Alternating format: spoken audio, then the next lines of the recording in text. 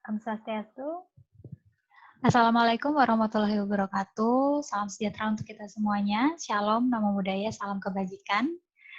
Bapak, Ibu, dan adik-adik mahasiswa, kembali lagi bersama saya, Niluh Putudiani Nitasari.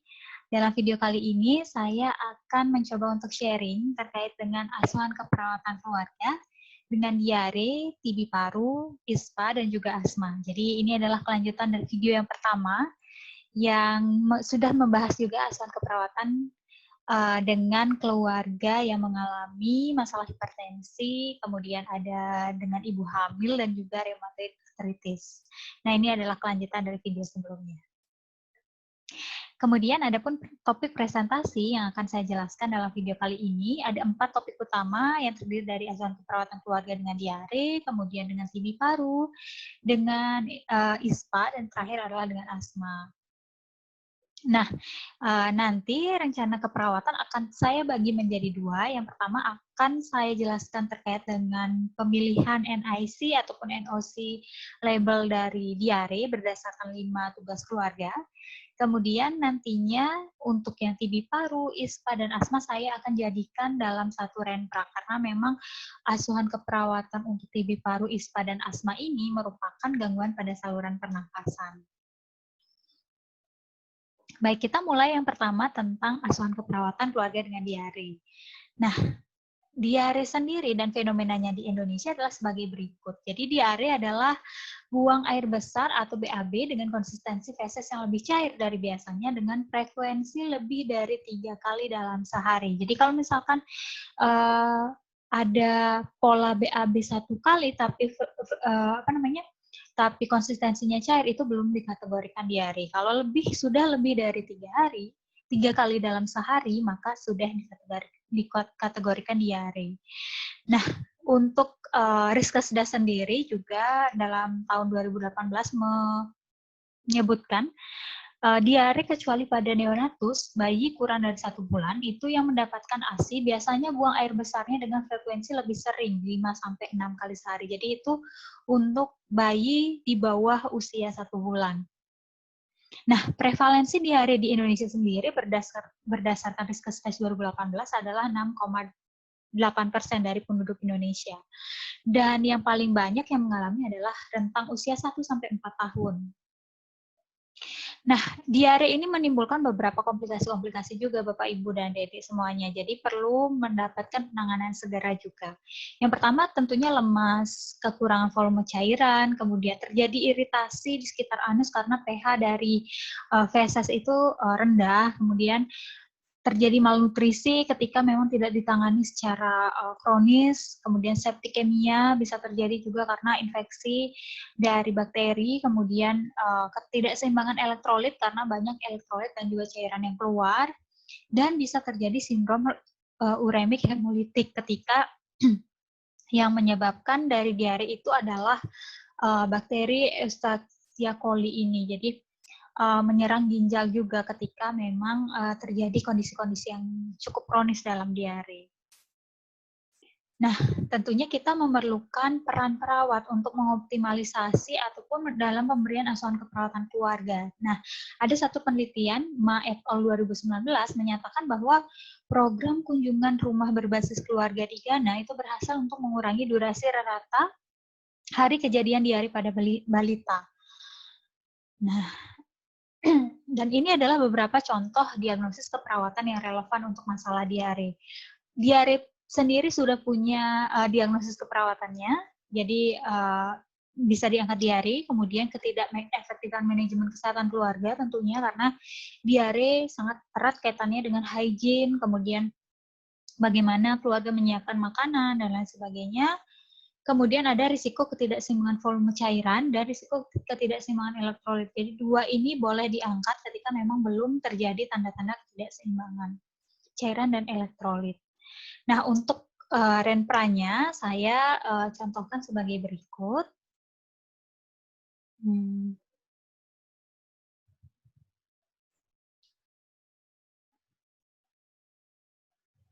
Nah, mudah-mudahan terlihat ya Bapak Ibu.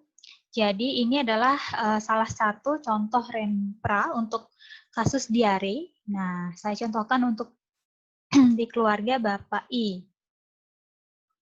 Nah, Bapak Ibu bisa lihat dan adik-adik semuanya tentunya. Jadi diagnosis yang saya angkat adalah diare. Nah, kita lihat per masing-masing TUK atau TUK-nya. Jadi kita lihat di sini bahwa TUK 1 seperti apa. Jadi TUK 1 itu adalah untuk mengenal, tentunya tadi sudah saya jelaskan juga di video sebelumnya, untuk mengenal masalah diare. Jadi di sini ada pengetahuan terkait dengan manajemen penyakit peradangan usus, kemudian pengetahuan tentang proses penyakit, pengetahuan tentang diet yang disarankan, pengetahuan tentang pengobatan, dan juga intervensi yang bisa diangkat adalah pengajaran terkait dengan proses penyakit, pengajaran prosedur atau perawatan, kemudian untuk duanya untuk melakukan pengambilan keputusan, yaitu kita bisa lihat di kepercayaan mengenai kesehatan, dan kita bisa lihat di NIC-nya adalah dukungan mengambil keputusan. Untuk TUK 3, dalam merawat keluarga, kita bisa mengambil kriteria hasil sebagai berikut, yaitu kontinensia usus, eliminasi usus, hidrasi, keparahan gejala. Kemudian NIC-nya kita bisa ambil manajemen diare, manajemen pengobatan, manajemen elektrolit dan cairan ketika memang sudah terjadi ketidakseimbangan cairan, manajemen nutrisi, dan manajemen saluran cerna.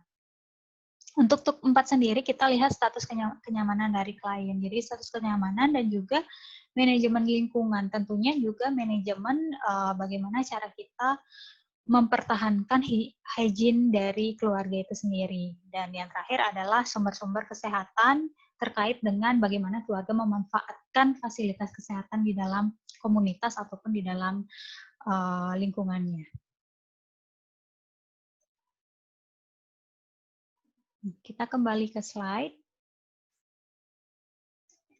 Oke, nah kemudian selanjutnya kita ke asuhan keperawatan dengan TB paru. Jadi nanti TB paru, asma, dan juga ISPA saya akan jadikan dalam satu renpra untuk diagnosis ketidakefektifan bersihan jalan nafas, karena memang sama Bapak Ibu gejalanya baik TB paru, asma maupun ISPA itu ada gangguan dalam bersihan jalan nafasnya, walaupun penyebabnya berbeda-beda. Misalnya TB paru penyebabnya adalah bakteri, kemudian ISPA bisa bermacam-macam, kemudian ada asma penyebabnya alergen gitu. Jadi yang tidak merupakan penyakit menular memang asma, tapi untuk kita lihat dari respon klien itu sama-sama gangguan di jalan nafasnya gitu, atau di airway-nya, sehingga kita bisa tegakkan satu diagnosis yang mungkin bisa melingkupi 3 permasalahan dari bersihan jalan nafas ini. Nah, pertama kita bahas dulu untuk yang TB paru. Fenomenanya di Indonesia, jadi TB paru ini adalah penyakit menular. Bapak Ibu mungkin sudah tahu bahwa yang menjadi penyebabnya adalah bakteri Mycobacterium tuberculosis. Dan penyakit ini dinyatakan oleh Riskesdas tahun 2018 pada seseorang untuk waktu kurang atau sama dengan dari 1 tahun, berdasarkan riwayat diagnosis tenaga kesehatan melalui pemeriksaan dahak, foto toraks, dan juga keduanya. Gitu. Jadi harus ditegakkan melalui diagnosis ini. Dan jumlah kasus TB paru di Indonesia sebanyak 400.000 kasus dalam tahun 2017 ini.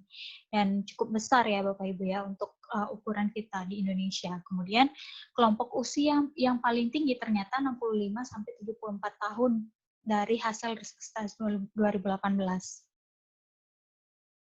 Nah, apa komplikasi dari TB paru yang kemudian menjadi hal yang harus kita antisipasi gitu Bapak Ibu. Jadi yang pertama bisa terjadi kerusakan pada otak, hati, jantung, kemudian penglihatan, tulang dan sendi, dan gagal ginjal. Jadi Mycobacterium tuberculosis ini tidak hanya bisa menginfeksi paru-paru, tapi juga menginfeksi seluruh organ kita. Maka dari itu ada TB tulang, kemudian ada TB yang menyerang organ lainnya gitu. Jadi komplikasinya memang cukup kompleks kalau tidak ditangani dengan optimal. Dan yang paling krusial terjadinya multi drugs resisten ketika pengobatan TB terputus-putus gitu Bapak Ibu. Nah, hal inilah yang memerlukan pengawas minum obat dan keterlibatan keluarga, sehingga nantinya regimen pengobatan dari penyandang TB paru itu bisa optimal seperti itu, bisa sesuai target dan tuntas. Nah, optimalisasinya peran perawat juga sudah didukung sebetulnya oleh PISPK di poin ke-6 yang menyatakan bahwa semua penderita TB paru itu harus berobat sesuai dengan standar dan sesuai standarnya itu adalah harus tuntas gitu Bapak Ibu. Jadi memang optimalisasi peran perawat dengan kita menjadi perpanjangan tangan dari Kemenkes gitu ya Bapak Ibu ya, dan kita mengaktifkan peran fungsi keluarga itu sangat-sangat diperlukan dalam penanganan TB paru ini. Nah ini Bapak Ibu, jadi ada beberapa contoh diagnosis keperawatan yang bisa diangkat sebetulnya dalam masalah TB paru ini di dalam keluarga.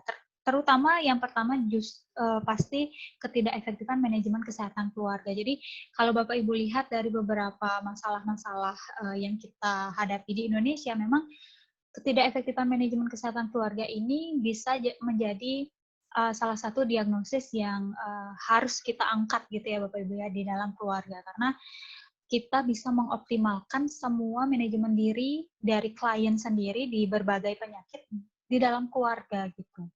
Nah, di TB paru pun seperti itu, apalagi klien dengan TB paru itu harus mendapatkan rumatan pengobatan yang konsisten gitu selama 6 bulan dan tidak boleh terputus karena bisa berisiko MDR TB tadi.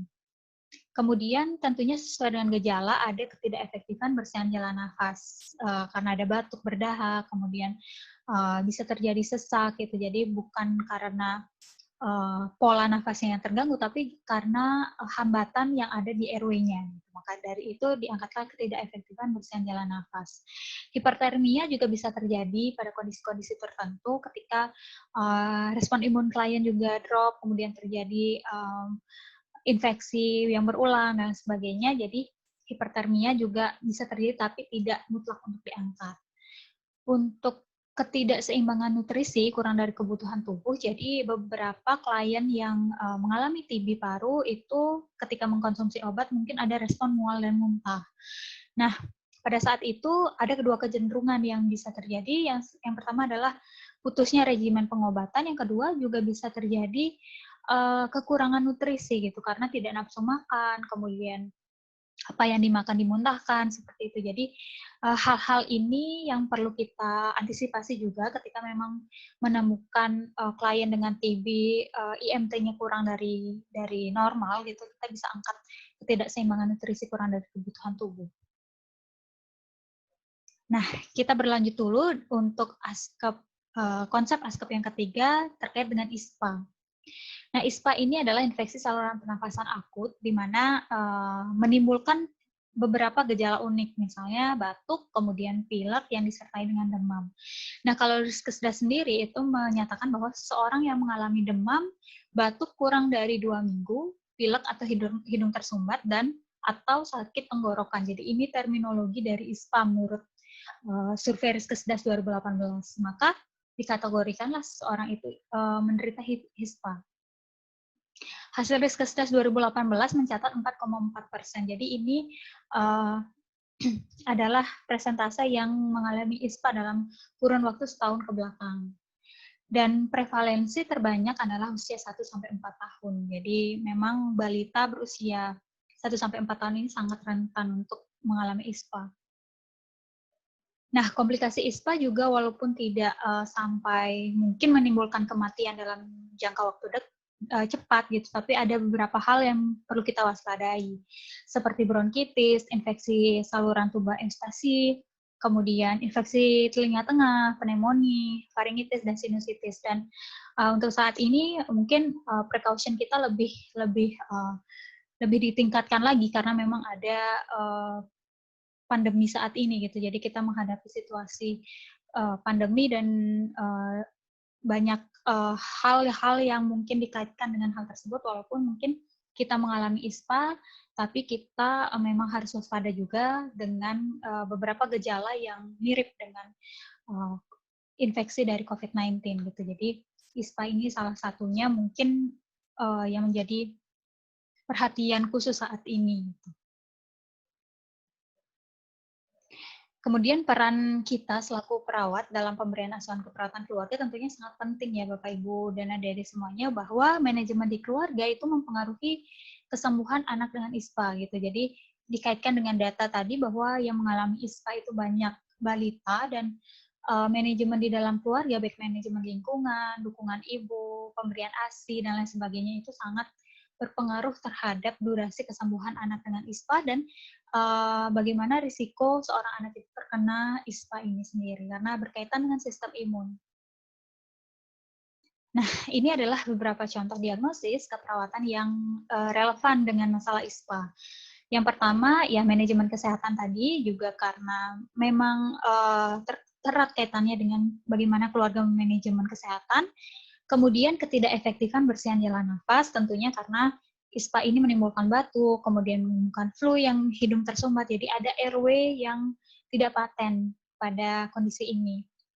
Terus juga terjadi demam, jadi kita bisa angkat hipertermia, kemudian nyeri akut misalnya ketika ada nyeri pada telinga, mungkin kalau misalkan setelah terjadi komplikasi, atau mungkin nyeri pada kepala dan lain sebagainya. Nah, yang keempat atau yang terakhir itu adalah asuhan keperawatan keluarga dengan asma. Jadi, asma ini sendiri adalah kondisi ketika saluran nafas itu meradang, Bapak Ibu. Meradang, sempit, membengkak, dan menghasilkan lendir berlebih sehingga menyulitkan nafas. Nah, dari terminologi ini kita sudah bisa pastikan bahwa yang bermasalah dalam asma ini bukan pola nafasnya, tapi dibersihan jalan nafasnya gitu. Jadi, sempit, membengkak, dan menghasilkan lendir itu menghambat jalan nafas sehingga kesulitan kita menarik nafas dan mengeluarkan nafas. Nah, hal ini disebabkan oleh beberapa hal yang disebut dengan alergen. Misalnya ada debu, temperatur lingkungan yang ekstrim, terlalu panas atau terlalu dingin. Jadi setiap orang yang memiliki bakat dalam asma ini memiliki hal-hal yang spesifik untuk dia kategorikan sebagai alergen. Dan Riskesdas 2018 mencatat bahwa ada 2,4% penduduk Indonesia yang mengalami asma. Prevalensi tertinggi yang dicatat adalah usia lebih dari 75 tahun atau lansia. Nah, ini komplikasi yang bisa terjadi pada asma, bisa terjadi perubahan struktur saluran nafas, komplikasi saluran nafas, obesitas. Kenapa obesitas? Karena erat kaitannya dengan sedentary life. Jadi seorang dengan asma terkadang takut untuk bergerak, takut untuk berolahraga, takut asmanya kumat gitu. Nah, terjadilah gaya hidup kurang gerak sehingga menimbulkan masalah lain yaitu obesitas. Kemudian ada gangguan psikologis, kemudian ada gangguan tidur dan pneumonia, dan yang paling parah adalah gagal nafas atau status asmatikum ketika memang terjadi komplikasi yang lebih lanjut dan tidak mendapatkan penanganan yang tepat. Nah, optimalisasinya kita juga menggunakan pendekatan asuhan keperawatan dengan keluarga, karena klien dengan asma ini juga memang tidak bisa serta-merta dihilangkan penyakitnya, karena memang penyakit bawaan seperti itu. Jadi ada penelitian yang menyebutkan bahwa keluarga memiliki peran penting dalam manajemen asma anak di rumah tangga gitu. Jadi asma juga bisa kita temukan di usia yang masih muda ataupun anak-anak gitu. Jadi di dalam rumah tangga kita juga bisa memanfaatkan keluarga dalam manajemen diri klien dengan asma. Nah, ini adalah beberapa hal ataupun beberapa diagnosis keperawatan yang bisa kita angkat, yaitu ketidakefektifan manajemen kesehatan, bersihan jalan nafas, kemudian risiko berat badan berlebih ketika memang terjadi tanda-tanda obesitas seperti itu. Nah, untuk klien dengan asma memang Bapak Ibu mungkin sudah pernah membaca dan juga menyimak materi kesehatan bahwa berenang juga bisa untuk meringankan status asma sekaligus untuk bisa berolahraga seperti itu. Kemudian gangguan pola tidur erat kaitannya tadi dengan beberapa tanda dan gejala dan komplikasi yang terjadi, bahwa seorang dengan asma mungkin memiliki gangguan pola tidur, tapi tidak serta-merta mesti harus ada gangguan ini, juga tidak gitu. Jadi kita sesuaikan dengan kondisi dari klien kita sendiri. Nah, ini adalah contoh Renpra yang yang saya coba susun. Jadi Bapak Ibu bisa melihat nanti di sini.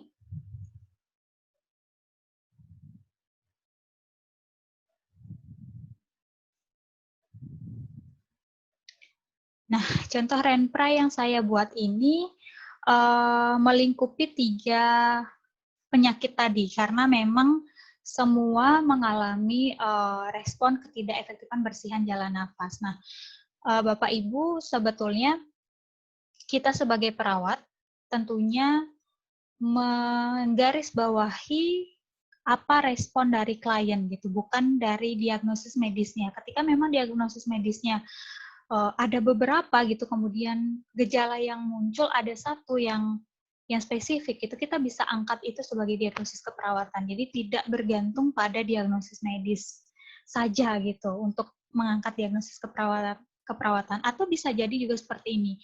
Di dalam TB paru mungkin ada beberapa hal diagnosis keperawatan yang bisa kita angkat. Jadi TB paru merupakan diagnosis medis, dia diagnosa keperawatannya misalnya ketidakefektifan bersihan jalan nafas, kemudian ada gangguan pola tidur dan lain sebagainya, kita bisa angkat beberapa. Nah, untuk yang 3 poin masalah tadi itu secara garis besar kita bisa angkat satu diagnosis utama, yaitu ketidakefektifan bersihan jalan nafas. Nah, kita lihat di TUK 1 ada beberapa hal yang bisa kita angkat.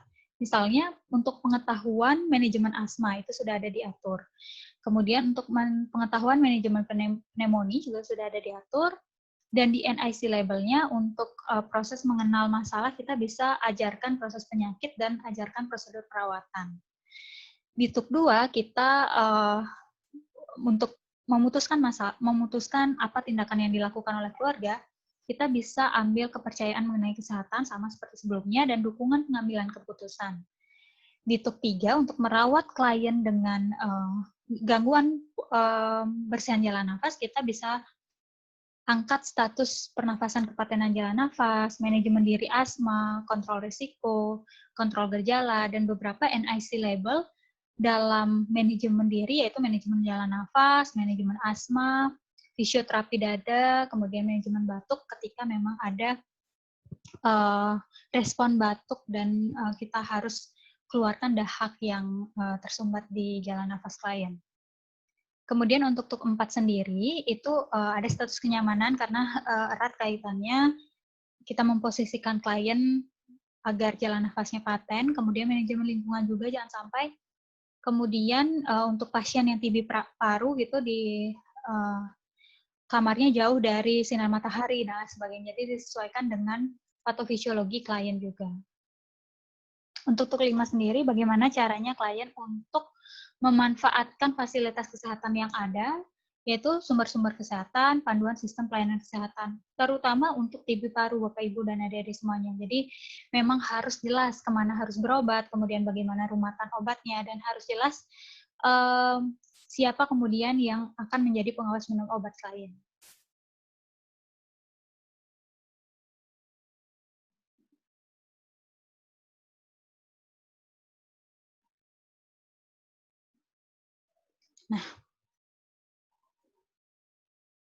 Nah, begitu Bapak Ibu. Jadi ada 2 aspek utama yang diangkat dalam video kali ini. Jadi mudah-mudahan Bapak Ibu bisa mengadopsinya nanti, dan dari proses pengkajian sampai dengan evaluasi itu sudah tercantum dalam video sebelumnya. Jadi Bapak Ibu bisa melihat video tersebut lagi dan melihat dari apa yang saya bagikan di dalam Google Classroom. Jadi nanti keterkaitannya bisa kita lihat di sana, dan ini adalah daftar referensi yang saya gunakan juga untuk menyusun dari video kali ini. Jadi mudah-mudahan Bapak Ibu bisa membaca lebih lanjut terkait dengan materi-materi yang sudah saya bagikan sebelumnya. Baik, Bapak Ibu, terima kasih atas atensinya dalam menyimak video ini. Saya Niluh Putri Derentasari, mohon maaf jika ada kesalahan, dan wassalamualaikum warahmatullahi wabarakatuh. Om Santi Santi Santi Om. Salam sejahtera untuk kita semuanya. Shalom, nama budaya, dan salam kebajikan.